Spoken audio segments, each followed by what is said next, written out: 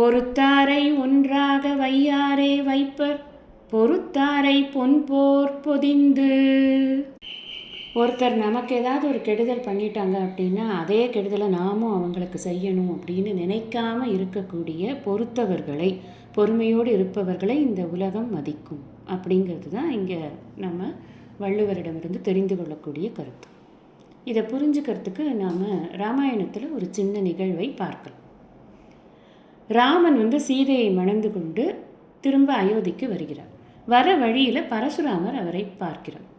பரசுராமர் க்ஷத்ரியர்களை எல்லாம் வதம் பண்ணுவதே அவருடைய தொழிலாக வேலையாக வைத்து கொண்டிருக்கிறார். எந்த க்ஷத்ரியனை பார்த்தாலும் கொண்டுடுவார்.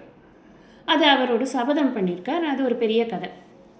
அதே மாதிரி இந்த ராமனை பார்க்கும் பொழுது அவருக்கு இவனை கொல்லணும் அப்படிங்கிறது இருக்குது. ஏன்னா இவர் க்ஷத்ரியன் தானே, அதனால் கொண்டுடணும். இப்போ இவர் ராமர்கிட்ட சொல்கிறார், நீ சின்ன பையனாக இருக்க, முதல்ல உன்னுடைய வலிமை என்னன்னு நான் தெரிஞ்சுக்கிறேன், அதுக்கப்புறம் உன்னை நான் கொல்றேன், இந்தா என்னுடைய வில்லை தர, நீ இதை முதல்ல நாணேட்டு பார்க்கலாம் அப்படின்னு கொடுக்குறார். ரொம்ப சின்ன பையன். இந்த ராமர் என்ன பண்ணுறார், சிரிச்சு கொண்டு கொடுங்களேன் அந்த இதை வில்லை நம்ம நாணேற்றி பார்ப்போமே அப்படின்னு அவர் வாங்குகிறார். நான் ஏற்றி விடுகிறார். அது ரொம்ப கஷ்டம் நான் ஏற்றுறது அப்படிங்கிறதுனால அவர் அந்த சவாலை வைக்கிறார். அந்த சவாலில் இவர் ஜெயிக்கிறார். நான் ஏற்றியாச்சு அப்படின்னா ஒரு அம்பை பூட்டி அதை அனுப்பியே ஆகணும். அதுதான் க்ஷத்ரிய தர்மம். இவர் என்ன பண்ணுறாரு, அம்பை பூட்டுகிறார். இவர் அம்பை பூட்டினான்னா அடுத்தது எதிர்க்க இருக்கிற பரசுராமருக்கு மேலே தான் அந்த அம்பை விடணும். ஆனால் ராமர் என்ன பண்ணுறாருன்னா அந்த பரசுராமரை மன்னிச்சு விட்டுடுறார். போகிறான், எனக்கு தெரியாமல் பண்ணுறாரு இவர் பெரியவர், அதனால் இந்த அம்பு வெகு தூரத்திற்கு சென்று விடட்டும் அப்படின்னு அவர் ஒரு சங்கல்பம் பண்ணிக்கொண்டு ரொம்ப தூரத்துக்கு அந்த அம்பை விட்டுடுறார். அதை பார்த்துட்டு தன்னை தண்டிக்காத அந்த ராமனை பார்த்து, அவனுடைய குணங்களை பார்த்து, அவனுடைய மேன்மையை பார்த்து பரசுராமருக்கு ரொம்ப நெகிழ்ச்சியாக போய்டுறது. அதுக்கப்புறம் அவர்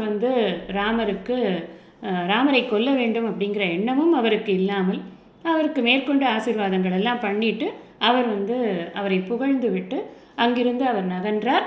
மேற்கொண்டு அவர் அதுக்கப்புறமா அந்த மாதிரி யாரையும் கொல்லாமல் தபஸ் பண்ணுறதுக்கு போயிட்டார் அப்படிங்கிறதாக அந்த கதையில் வருது. இதுலேருந்து நம்ம என்ன தெரிஞ்சுக்கணுன்னா, நமக்கு நிறைய பவர்ஸ் இருக்குது அப்படிங்கிறதுனால திமிராகவும் இருக்கக்கூடாது. அதே சமயத்தில் இன்னொருத்தர் நம்மளுடைய பவர்ஸை செக் பண்ணுறாங்க, டெஸ்ட் பண்ணுறாங்க அப்படிங்கிற போது அந்த டெஸ்ட் பண்ணுறவங்க கிட்ட நாம் ரொம்பவே பொறுமையாக இருக்கணும். அந்த பவர்ஸ் எல்லாத்தையும் அவங்கக்கிட்டேயே காட்டி நம்மளுடைய பெருமையை நம்ம காட்டக்கூடாது அப்படிங்கிறதெல்லாம் நிறைய விஷயங்கள் ராமருடைய இந்த செய்கை மூலமாக நம்ம தெரிஞ்சுக்கிறோம்.